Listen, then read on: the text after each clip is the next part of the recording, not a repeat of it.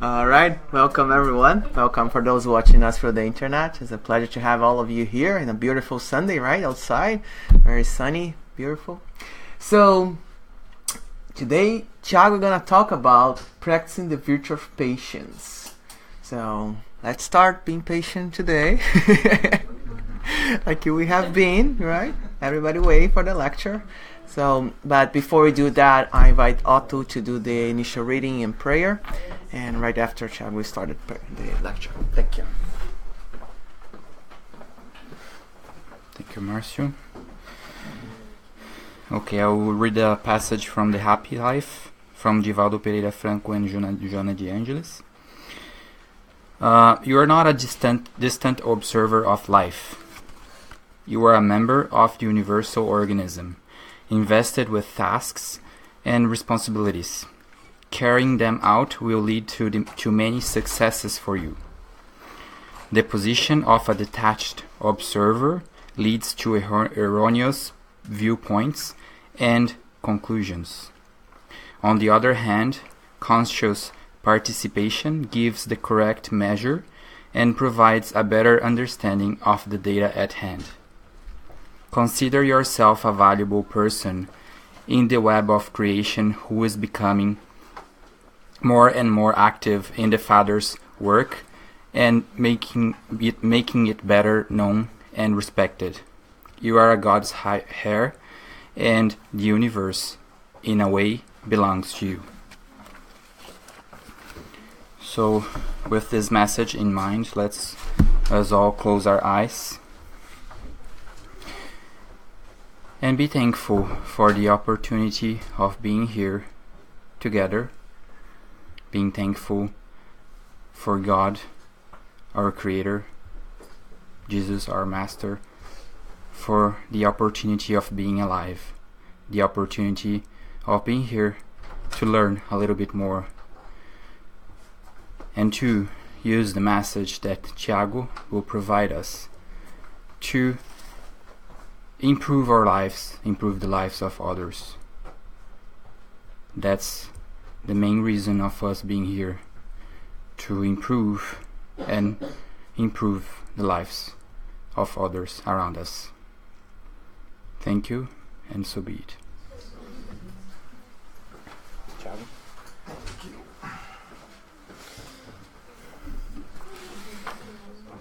Full house. I came here 10:35. There was only the people for the course. It's like in 10 minutes there was a flood of people here. I start getting scared. I'm here in front.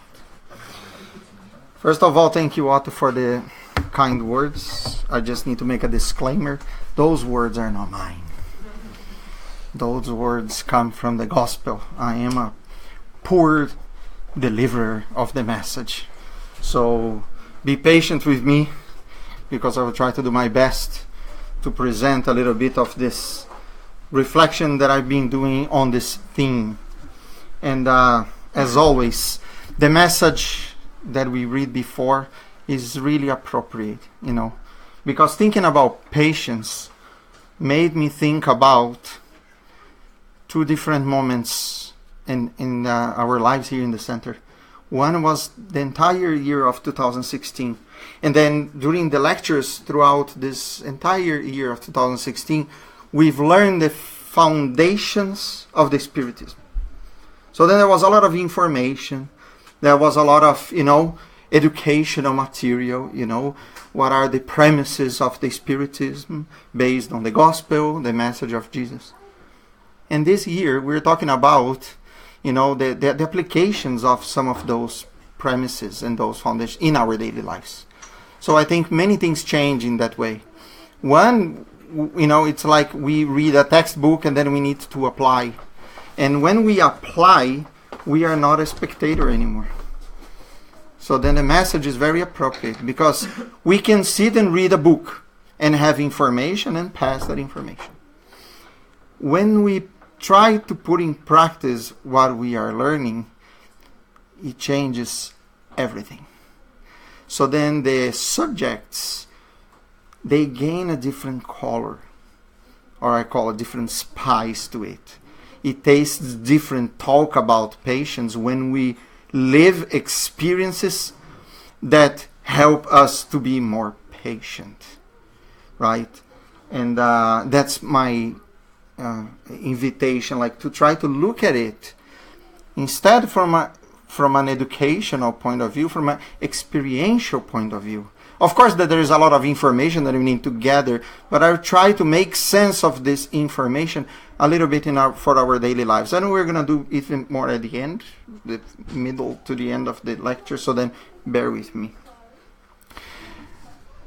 We're going to start, first of all, with a phrase from Allan Kardec that justifies what I'm talking about, which is from the Gospel according to Spiritism, which in this case is very important because it deals with the moral aspect of the Spiritism, which means that it is about the teachings that we receive that will change our behavior, will change our conduct, will change the way that we see life, that we see others, and we see ourselves. And he says, for humankind in particular, this code, which is the gospel, he's talking about the gospel, is a rule of conduct embracing all circumstances of private and public life. The principle for all social relations founded on strictest justice. Therefore, talking about patience, as in many other topics that we are learning, we are talking about rules of conduct for our lives in order for us to live better. And it's finally, above all, the infallible path to the happiness to come. A corner of the veil lifted regarding the future life. If we are to stop just to analyze these sentences, we would spend an entire day on that. So then we're going to move forward. But every single aspect of this phrase makes sense for us. And then we think about a code of conduct. So then thinking about the application of those lessons to our daily lives, understanding that the Spiritism gives us a lot of elements for us to see those concepts in a much deeper level for us to understand, because it touches us not only in our superficial or the material sense of it. It's not about being patient with someone that cuts me in the car like in rush hour. There's nothing to do with that. It is about developing some inner characteristics in our spirit that really will change us, will transform us for better. And first of all, like I always want to do, is to try to find the definition, what really patience is. And what is the definition of this word? So the origin of the word patience comes from a Latin word called pati. It is a verb. So it is not a name, patience. It is a verb. Therefore, patience is an action. And that already made me, scratch my head. Okay, there is something more to only a word called patience. And that word means, in Latin, suffering and enduring. It is about suffering, feeling the pain, and also at the same time enduring the pain, which means feeling that with perseverance, with some courage, that is the endurance, supporting it. Therefore, it would be, according to the definition, the capacity to tolerate or accept delay, trouble, or suffering without complaining. Well, there I go to the back of the line, because I'm a master of complaining. I go through certain things, but before we need to vent, we need to complain, we need to say many things about it. And that's why when something happens with us and then we ask, oh my God, give me patience, that is the proof that we are wanting something that we are still about to acquire in deeper levels.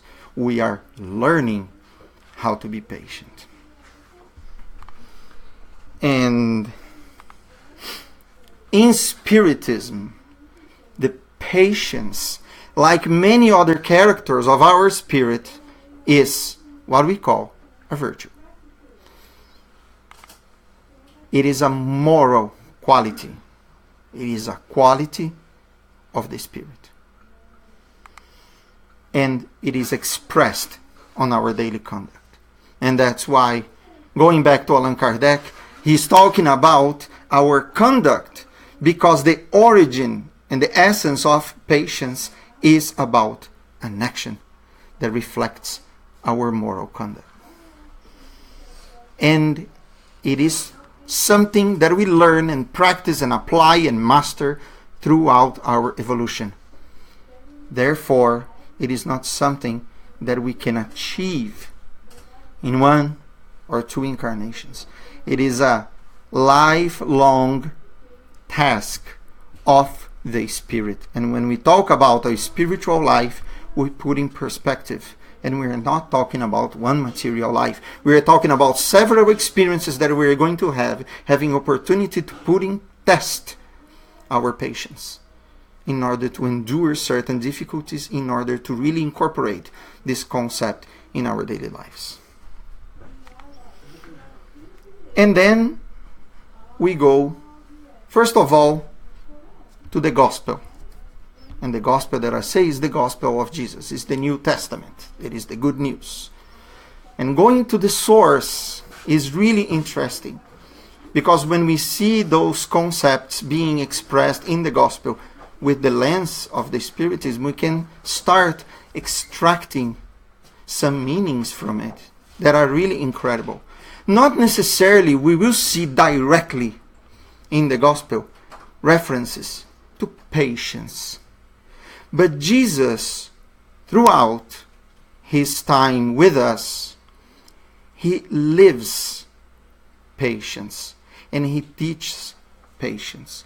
One of the most interesting proofs of that, and that has to do with the first image that I put there, which is that little plant that someone was carrying. Usually, what is the character that Jesus uses in the parables? It is the sower. It is the farmer. It is the one that prepares the soil, that plants the seed, that waits for the seasons, to the right time for the harvesting to happen. What is it if not patience? We cannot take before the time anything. We cannot extract from ourselves qualities that we are still developing. We cannot expect from ourselves or from others certain qualities that we are still about to acquire. And that, for me, again, changes everything. I'm not talking about that mundane patience. We're talking about understanding who I am, understanding who you are. In our interactions, every single day, we have opportunities to know others, and through others, know ourselves. What are the things that I enjoy hearing, that I don't enjoy hearing? What are the things that tick me off from someone? What are the things that really bother me? And what are the things that I do that I don't know that bother others? Sometimes we think that we are being patient, and many times we don't realize that others around us are being 10 times more patient than us, because we may be bothersome to many people, but they may be already ahead of us, accepting, understanding, welcoming us with all our limitations. And this reflects patience, because sometimes we make other people suffer. And I believe that is important for us to make that a very important point, and I do this with myself. Where do I still need to grow? I'm not worried about the things that I'm good at. What I'm good at, my spirit will never forget. I will have opportunity to put in practice. What really interests me is what I call a blind spot that I have. It is that very spot in us that we don't realize, and usually this has to do with things that hurt others. And in that way, also be patient with ourselves, because getting to know ourselves takes time, takes effort. We will see things that not necessarily we really love, but it is a process for us to start embracing ourselves as well, and this takes a lot of patience. Well, let's go forward. I'm doing a lot of sidelines here. You guys have no idea.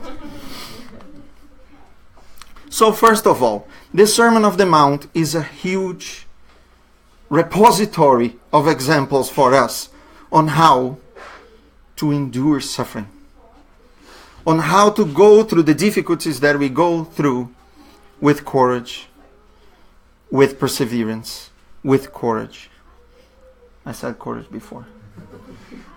So when Jesus says, "Blessed are the poor in spirit," and also when he says, "Blessed are the peacemakers." First of all, the poor in spirit are the ones who are humble, the ones who are simple, the ones who understand who they are, the ones who are already making the effort to endure their difficulties. Before that, there is another one. Otherwise, I would list the entire Sermon on the Mount, but blessed are the afflicted. In the Gospel according to Spiritism, the most important thing is how to suffer well. We all go through difficulties, but how we do it is what matters. Because difficulties is universal for us living on this earth. But how we do it belongs to each one. And the peacemakers. Because it is interesting, throughout the Gospel, all the time patience comes together, hand in hand, with many other virtues. So, if I am an angry person, if I am an impatient person, how can I promote peace? First of all, I cannot be peaceful. And here we are talking about even more than being peaceful. We are talking about peacemakers. We are talking about imprinting peace in every single thing that we do.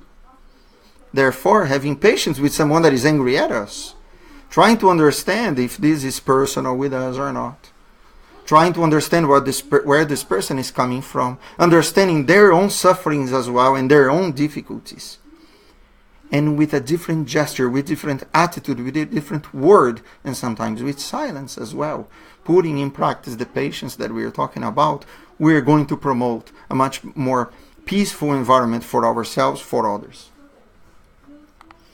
In the book of Luke as well,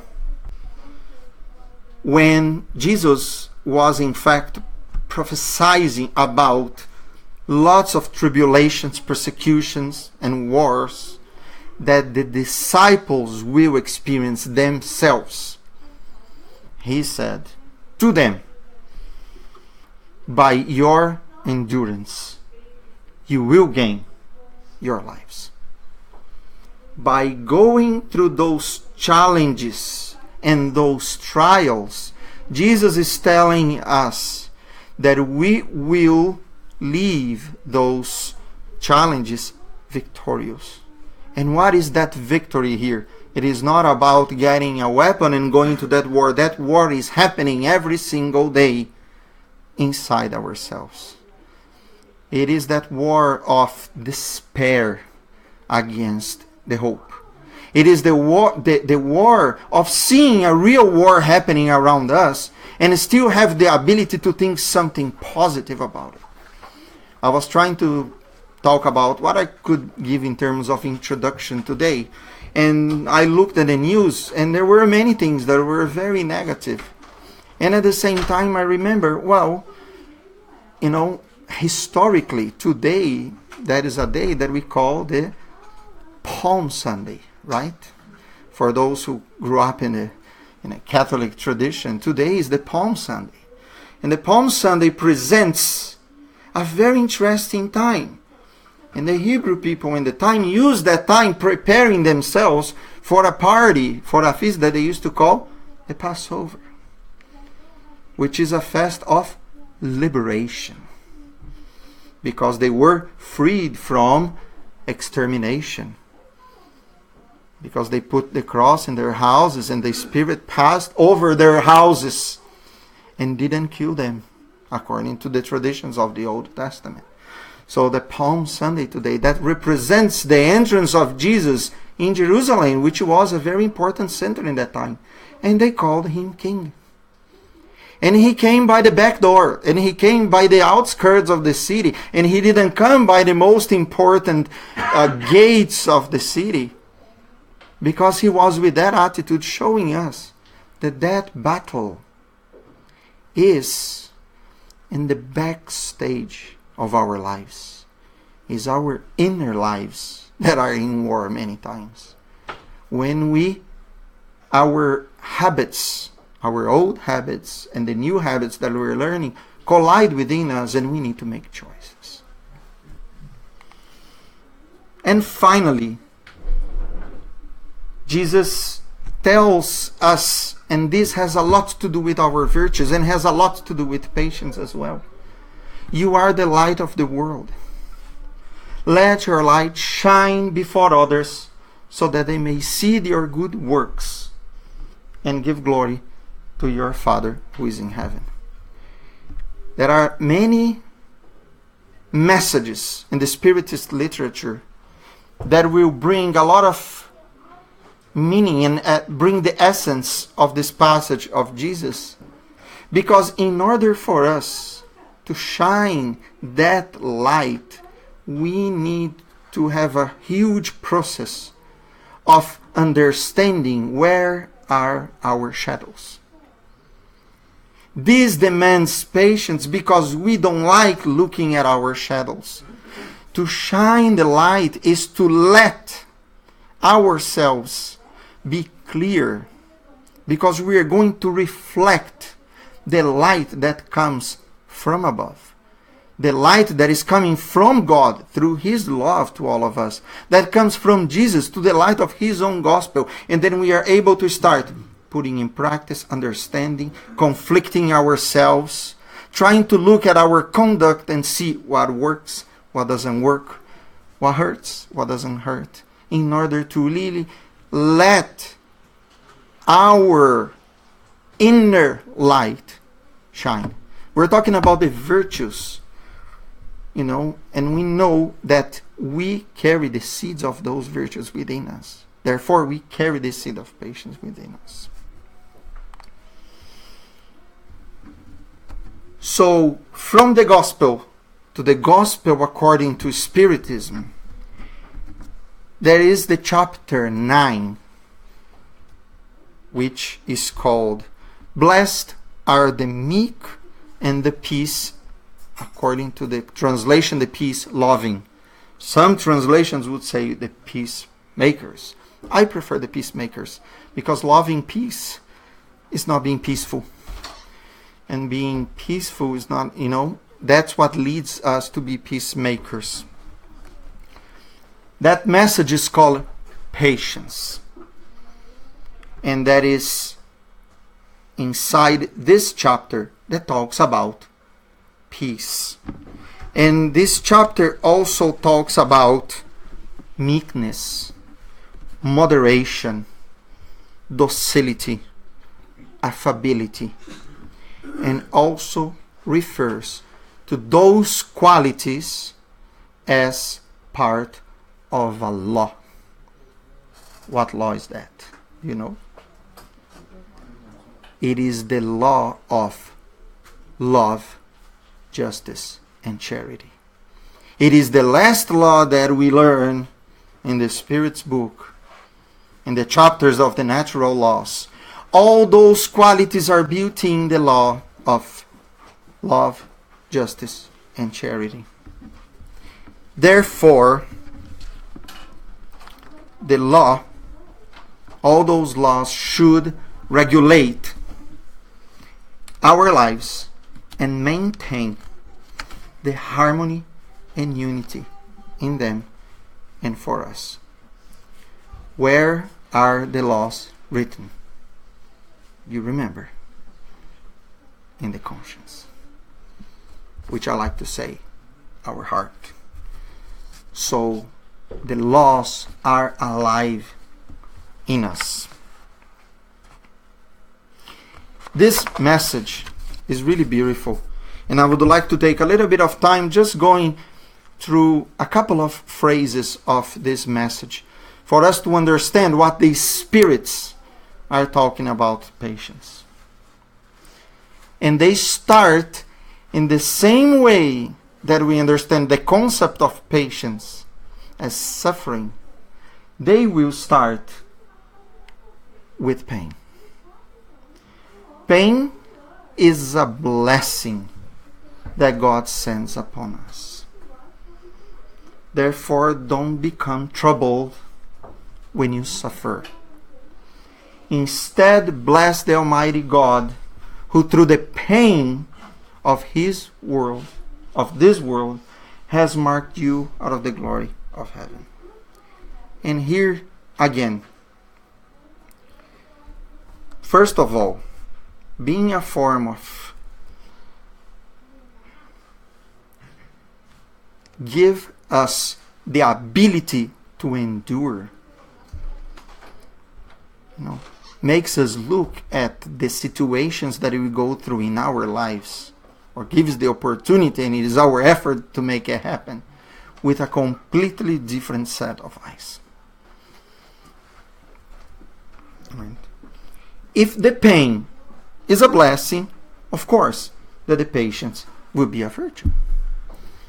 Because if we really understand pain as something that when we go through the pain that is inevitable and we make the changes that are necessary in order not to suffer more, we are then developing very good and serious qualities for ourselves. Be patient, they say. Patience is too a form of charity, and you must practice the law of charity taught by Christ. Therefore, being a part of charity, patience is a law. Of course, that we're not talking about a law in an imposing way. We are talking about something that is universal, something that is natural. It is from our spiritual nature. The material life numbs us temporarily and partially, in order for us to make more effort to put those natural tendencies that we have into action. He's going to continue. I'm not putting the entire message, but they say the charity that consists in giving alms, which means giving money, giving clothes, is the easiest of the charities. That's the material charity. There is another kind, however, that is much more burdensome and consequently more meritorious. Forgiving those whom God has placed on our path to be instruments of our suffering and to put our patience to the test. First, the spirits ask us to bless the pain. Now, they are inviting us to bless each other. No matter how good or bad you are in my eyes, you become, instead of a little stone inside my shoes, you become my teacher. if your troubles test my patience, I need to thank you. Because, knowing or not, you are helping me. And if I am acting with patience with you, you will also change. Because you will also see in me someone that understands you. When we reciprocate, that is absolutely the same. Act with patience is acting with love for one another.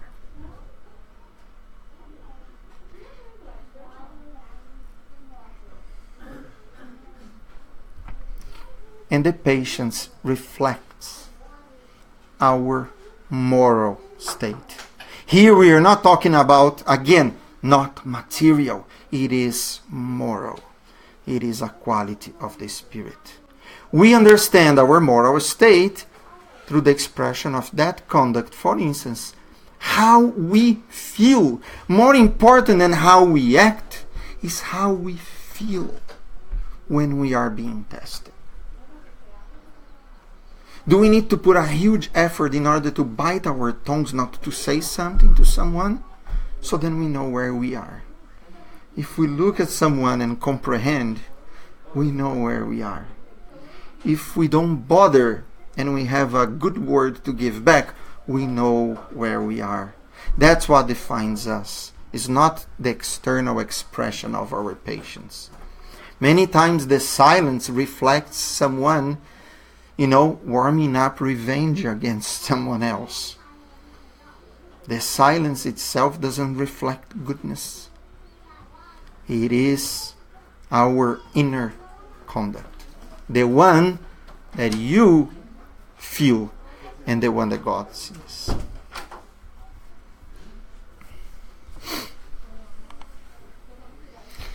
And they will say that, of course, life is difficult. It is composed of 1,000 nothings, the Spirit will say, which are pinpricks that end up hurting us. But we must consider the duties imposed on us. They are not doing anything to us. Who knows? We may have asked, because we've learned before, that many of the burdens that we go through in this existence are requests from our own spirit to put to test the qualities that we probably learned theoretically there. Same thing. Last year, we've learned a lot of nice things. This year, we are learning about how to put them in practice. And it's up to you to put them in practice. And the Spirit will continue saying, the burden seems less heavy when we look to heaven instead of looking down to the ground. And here the idea of looking to heaven is not because God is there or anywhere. It is to look in perspective. For a minute, we take a step back and see where those burdens are in relation to our lives, in relation to our relationships, in relation to the circumstances that we are living in that moment. For sure, we will get a glimpse to how important those burdens are for us then. We all face problems. How we see them. And again, the understanding of the Spiritism, the understanding of who we are, the understanding of the reincarnation. Remember the message there. Uncovering, the understanding about the future life.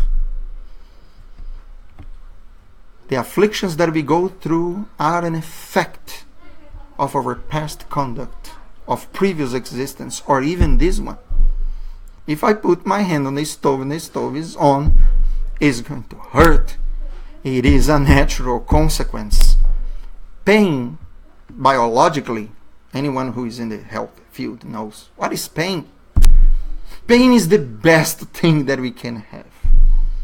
It is the best alert to show us that something needs to change. Simple as that. And so difficult to apply. And here we are. That's we are so contradictory, and that's why we are so beautiful. Right? That's why everyone who is around us are so beautiful. It's because of that. Because we live this every single day of our lives. And then, of course, courage. He tells, or she tells us, courage, my friends. Christ is our model. Jesus prepared himself, according to the Spiritist literature, for more than 1,000 years just for a 33-year-old incarnation. Prophets, hundreds of years before him, were announcing him, had received messages from the spirituality, preparing us to welcome him, and to welcome him because of the importance of his lessons. His entire life, being patient with disciples like they were like you and I. You know, Jesus teaches them how to share because they were trying to hide bread and fish. And he knew it, and he said, come, bring that bread, bring that fish. Let's share. His patience with Judas Iscariot, his friend who was beside him, very patient. He knew what he was going to do. Still loved him. Waited for the time that God gave him in order to teach us. He is our example. Be patient and be Christian. This word sums up everything. It was given by a spirit friend. This spirit is really our friend. I believe it's really our friend. To give this lesson, who has not even one page, but has so much meaning for us to reflect on. First of all, we have a model. That is enough. But if we are not satisfied with the model, you know, the message will tell us that Jesus suffered more than any one of us, and he had nothing to reproach himself. Whereas you, us, have our best to expiate and to strengthen us for the future. Therefore, there are two more motivations, not only Jesus as the master and the model, but one, our expiations, and second, we need to strengthen ourselves. We still have a long ways to go. So we have at least three big motivations to be more patient, just from one message. Okay, now thinking about today. This is the last part of our lecture. How can we think about patience in our daily lives? In a more practical way, maybe. First of all, there is something that I am learning that is called a window of tolerance. We have reactions when something afflicts us. Basic human reactions that are very much linked with our animality as well, with our physiology, with how our brains are wired. Usually we flight, which means that we take off. Oh, danger, goodbye. I remember a cartoon that there was this lion that used to see problem, and he used to say exit by the right, and he would disappear. The other one is to freeze, when we lose the ability to have any sort of reaction, even to protect ourselves. It is a defense, but It is that whole idea of playing dead. When you see the big bear, whoop, play dead, we freeze. And then the third one is to fight. The third one is to go towards the danger that some are running away from, some are freezing in front of, some are going towards. That is a different reaction. And usually this means that our window of tolerance is usually very narrow.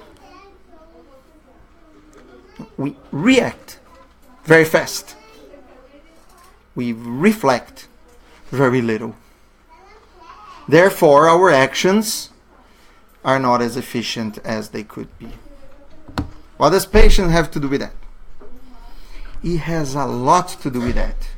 Because as a spiritual quality, developing patience means developing our ability to reflect on afflicting situations. When we are able to recognize certain situations that can potentially be painful for us, and instead of reacting, we learn how to think of solutions and act. To avoid, to change, to face, but not in a reactive way, but in a proactive way. And here we are talking about dangers in our lives, but dangers in a more subtle level. When someone is angry at you at home, when I am angry at something that I don't need to be angry at. Right? And we react very easily. When I respond in a very rude tone to someone that is coming to me to ask me a question, or to say something to me at home, or to tell me about the laundry that is there waiting to be done in a very mundane way. And then we just started justifying and saying how much we do, how much we don't do. We are reacting. Instead of realizing that sometimes, it was going to be our turn yesterday. We thought that we had so much to do and things like that. But if we put in bigger scale, looking at situations that can bring us pain, facing difficult conversations sometimes at work, facing very aggressive attitude from others, physically speaking, trying to react in a more efficient way to dangers that the environment, promotes to us. And the Spirit Emmanuel will give us in one of his messages. By the way, I found like some 13 or 14 messages. It was impossible to bring them, so I brought one or two. But I really invite you to look for it. There is plenty of material to learn from in terms of patience. And there is a message that is called Prescriptions of Peace. And he will say, among other things, I brought only 3 points. To correct in us our deficiencies, that we can correct and accept the ones that we still cannot, is an act of patience. Many things don't depend on ourselves. Therefore, there is not much to do. Certain physical difficulties that we face, certain environmental situations that we face that are not under our control. Not acting with patience is going to make our troubles be worsened. Therefore, correcting ourselves and also accepting ourselves is one tool that he gives us for us to reflect upon. Tolerate the difficulties. To tolerate the obstacles that afflict us for our duty of moral advancement, and understand that others also carry their own difficulty. Understanding that people have difficulties help us a lot to tolerate those difficulties when they come upon us. We all know that we are the ones sometimes having a bad temper, waking up with the wrong food and things like that. Sometimes temporarily, sometimes, in a more long term. Sometimes we get really angry at people when they have a mental health issue, when they are facing difficulties at home, a co-worker that is going through difficulty at home and unfortunately cannot filter those difficulties and bring them to work. So then instead of, lashing at someone in the house, he's going to lash at you because they are superior to you. Of course that we don't need to, even according to Emmanuel, accept everything. But a more comprehensive attitude changes a lot how we're going to answer. So then instead of being reactive, we're going to reflect that probably there are reasons. Sometimes the things are not personal to us. So then we're going to be able to respond to that in a way that is going to probably make a little less difficult for people to listen to us as well. Sometimes it is even wait a little bit, 5 minutes, and then go and talk again. And not require from others what others still cannot do. And that is key for us. And that is a huge lesson for us to understand that the things don't happen when we want.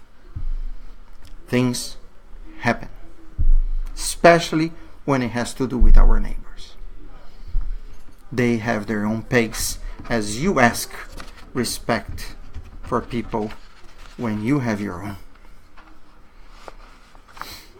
And also, there is another message that is called in the daily school. That is the school of life.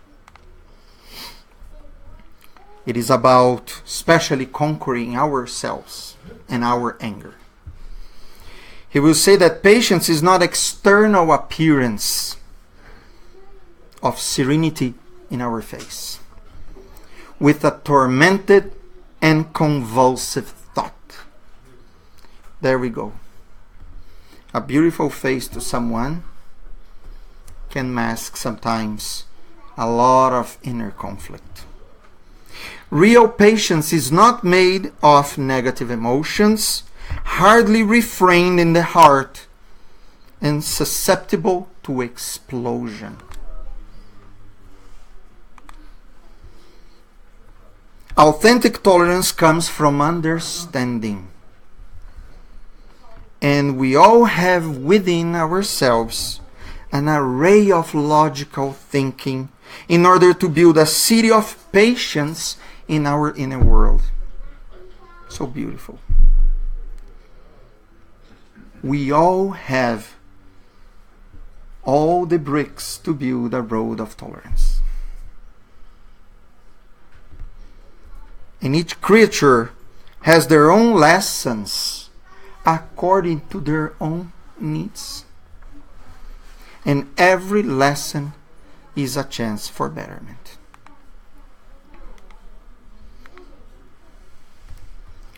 Reflect on that, and ahead of any obstacle, calm yourself to think and think enough so you may do right with life and serve for the good. Here in 1969, Emmanuel is talking about that window of tolerance. That is a 21st century psychological understanding of us. That when we develop the ability to reflect in any obstacle, we are able to respond well and take good fruits from it. And patience is a habit. Is something that we cultivate, like that little plant there. I don't know if you realize it's growing slowly. I'm so proud of it. It's my patience growing, and your patience with me growing too. Allan Kardec would say that education is the sum of acquired habits. How to educate ourselves on patience, practicing being patient. How can we be patient? Having a difficult life. Experiencing and embracing some difficult situations in our lives and putting them in practice. Seeing them with that different set of eyes. It is hard. It is difficult. It is true. And it is also an opportunity. There we go. That is a real challenge. Let's try to use less reaction and more reflection. Instead of react, reflect, act, which is react, regret, and act, reflect and act.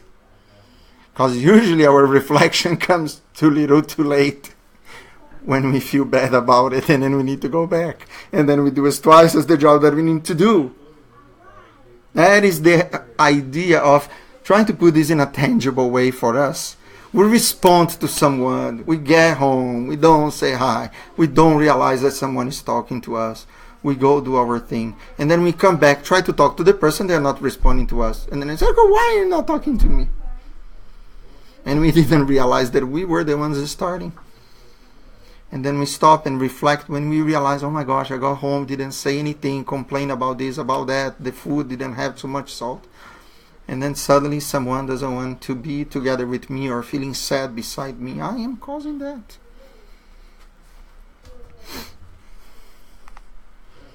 We have endless opportunities in order to be patient. Endless opportunities.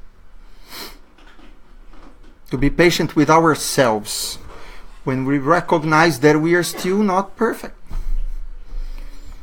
When we suffer with many situations, with losses, with losses of any kind, human losses, relationships, material things that are important for us, for our needs, all of them. Especially when we suffer together with other people. Because the understanding of the Spiritism helps us a lot. Think in perspective. Think of our future lives that are giving us the chance to harvest those fruits that we are planting today, supporting, enduring the difficulties that we go through. To have patience when we see so much inequity around us, so many things that really make us angry as well. Many things that are happening today, especially if we go in social media. It's almost provoking us to lose that patience, provoking us to lose the faith, to lose the hope, right? To have patience so then we can build long-lasting relationships. To understand, to forgive, to tolerate, to respect, to take time to know someone, to take time for others to know us. To solve conflicts. Conflicts are not solved with a 5-minute conversation. Demands a lot of time, patience, dedication. Today we live in this world of everything is disposable, right? I remember, like our grandparents would fix clothes and everything. Today we just throw everything away, turn into rag, go there and buy something else. I'm not saying that we're going to go back in time. I'm saying that those are examples that reflect our moral conduct. Therefore, we don't need to learn how to fix clothes with our grandparents. Maybe learning how they survived 75 years together. So if we know and we look at them, sometimes they're so completely different, but there was something there. Maybe. And to have our lives in this society, especially today, 21st century, everything going so fast, and we all want an easy fix for transcendental questions. That is a test for our patience. In conclusion, Let's try to put in practice. This is a moral code for our lives that we can put in practice. We have standards that we can meet. We don't need to aspire for perfect patience, but we can aspire for some standards. Minimum conduct that I can have throughout my day with people. To avoid one thing that I've done yesterday. That is already one good step that we can give, right? And Allan Kardec told us the true spiritists are the ones that make all the efforts to overcome their negative inclinations. We're not talking about growing to be perfect, to teach even anyone. It is about our inner effort to combat those negative inclinations that we have. Patience is a virtue. And Jesus invites us to put in practice this virtue. Not only as a law, but most of all as an expression of our love. Right? Paul said already, love is patient. He invites us to not trouble ourselves. Through patience, so that we can mature ourselves enduring the challenges that are presented to us in order to grow as spirits. And remember the tranquility and the humbleness of the sower. Right? Waiting for the right time to plant, for the right season to prepare the soil, for the right moment to water the plants, until they find the right moment. And in fact, if we are those seeds that God planted on this earth, and He's giving so many tools for us, it's going to be up to us to break the ground, to get out of our shell, to get out of our comfort zone, and face the conflicts that we have in our lives, face those challenges that we have in our lives, because we are going to flourish, right? And thank you for your patience as well, being here, right? And let's end with Jesus Himself. Let's not your hearts be troubled. Believe in God, believe also in me. Thank you very much.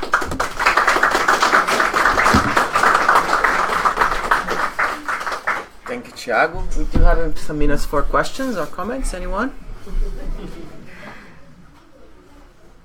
No questions? Go ahead, please. Thank you very much for the wonderful talk. And you said something about forgiving those who are the instruments of our suffering, right? Can you please say something about how can we translate this forgiveness into action? Like, what does it like? Should we do like Jesus and offer the other face? Like, how far do we need to go with this forgiveness? First of all, if we take the symbol of... Sorry? Do you mind to repeat the question just for people? Oh, yes. So then the question is, we were talking about before, the forgiveness to those who are an instrument of God for us to learn. So then how we can put in practice that forgiveness. And you mentioned something good about give the other cheek or give the other face, right?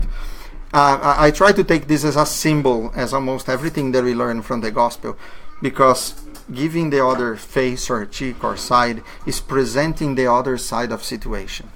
I remember one old text that I received one day about this, one of the partners in a couple, one of the partners comes home and he's complaining about the clothes that were not ironed yet. And then he was complaining about the work that he had, complaining about the boss. And he was really very aggressive with everything, and he was complaining about the partner that still didn't finish the supper, and this person was hungry. And then the partner was calm. The partner was listening to it and doing what they needed to do, finishing, preparing the supper, putting the food on the table. The food was already there on the table in front of them. They were still complaining, and they were still saying. In one moment, the person just looked at it and said, "It was a bad day, right? Have some soup here. It's gonna really calm you down." This person goes and eats. Maybe it works. But one thing worked for the person that prepared everything. It worked that this person looked at this aggressivity, looked at this irritation as the difficulties that this person was having during their day. instead of looking this as something personal. Giving the other side is presenting, some understanding when there is no understanding, simply. Like, the idea of giving the other cheek is really presenting the other face of things. It's not aggression with aggression. It is the idea of forgiveness is not letting someone hit me, but is making sure that when I get hurt, I don't give back in the same coin, in the same measure. That is the idea. And many times the whole idea of not seeing things as personal to us helps a lot. Thank you. Any other question or comments? Anyone from the internet if has a comment? All right, so thank you very much, Tiago. You're going to get prepared for the passes. We just want to say thank you for those watching us for the internet. We hope you can connect with you again. And because you're not participating in the final prayer, we just ask you to do your own final prayer there at home. All right?